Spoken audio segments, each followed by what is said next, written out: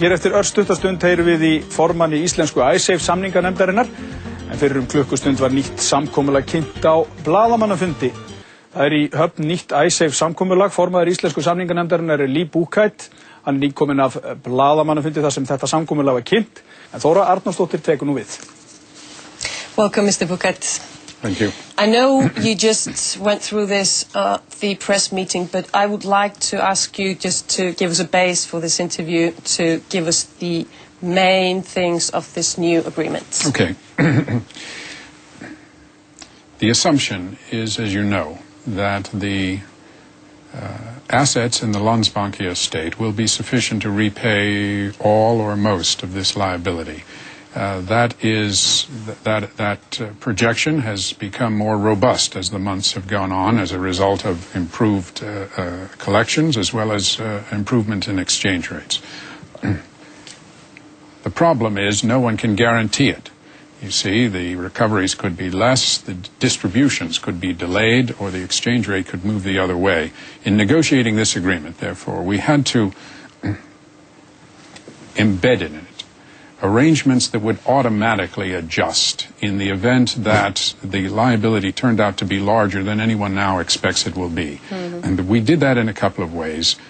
With respect to the principal amount of the loans that the British and the Dutch have made, the current agreement, this agreement, says that they will be repayable commencing in June of 2016.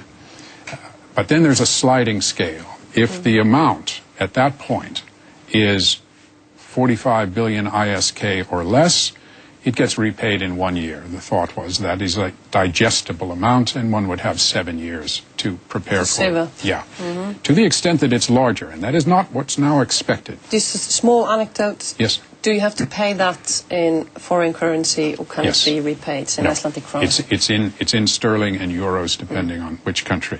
To the extent that it's larger than that, for every 10 billion ISK in excess of that, 1 year is added to the repayment period, with a maximum repayment period, and let me stress we do not expect it will go this far, a maximum repayment period that would take it to the year 2046, or 37 years after the money was actually expended. No one expects that would happen. It would be like 400 billion ISK. It would have to be something like that, and but it will automatically adjust, therefore, and that was thought to be a very important feature.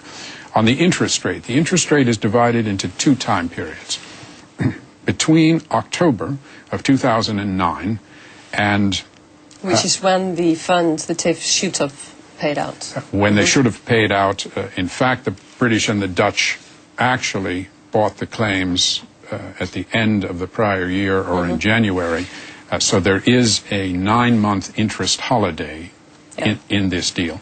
But between October 2009 and June of 2016, the outstanding balance of the two loans will bear interest at a fixed rate, a different rate depending on which country is involved. For the Netherlands, the fixed rate is 3%.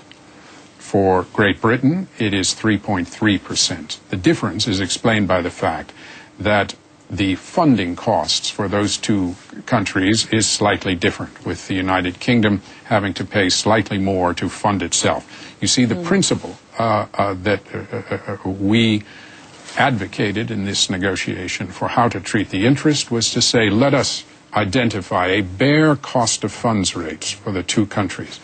No one should make any money on this, we said. It must be a bare cost of funds rate. Those rates are more or less that.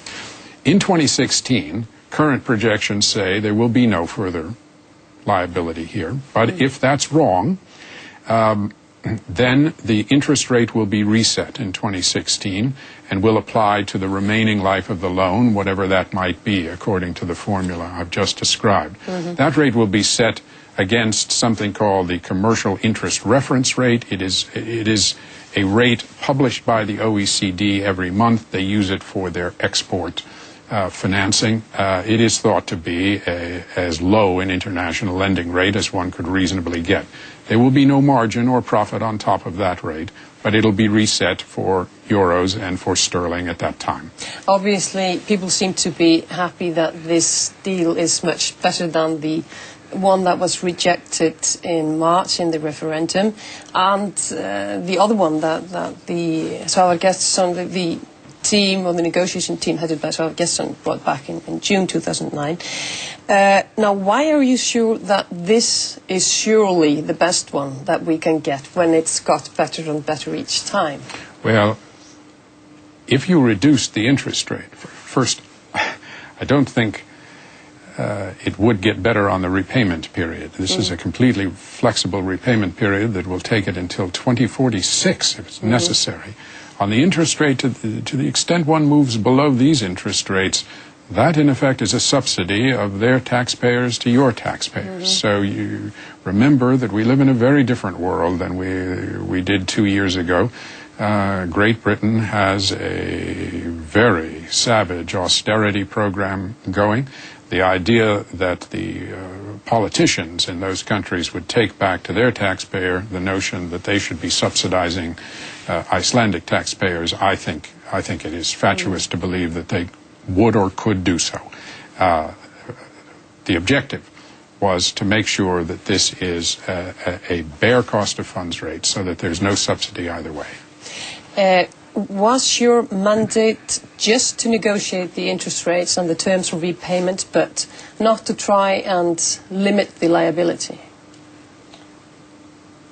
It was the former. It was to renegotiate, or not renegotiate, to negotiate the repayment terms for that liability, yes. But as you know, as I said before, there was an agreement that was rejected in a referendum in March that the president rejected. And people weren't just rejecting the interest rates or the terms of repayment, but the affair as a whole, saying, well, we're actually not sure that this is our responsibility. And, I mean, you had on your negotiation team a person like Laurits Blöndal that doesn't think there is a legal basis for the claim. Are they wrong? Was this totally swept off the table? There is no possibility that the legal accounts, that you will take the legal things into account? The legal things... Or the doubts that are the doubts were relevant to the extent that there was an open question as to whether there was a legal obligation on the part of the Icelandic state to stand behind the deposit insurance arrangement here. Views on that matter, as you know, are split very sharply. The point was, however, to try to litigate that would have pushed off a resolution of this for a very long time with a very uncertain outcome. Our feeling as a negotiation team was that if one could come to a satisfactory resolution of this in a negotiated way, that was the best outcome for Iceland. To the extent that there were concerns about it, of course, they had tactical utility to us in persuading the British and the Dutch to moderate their demands.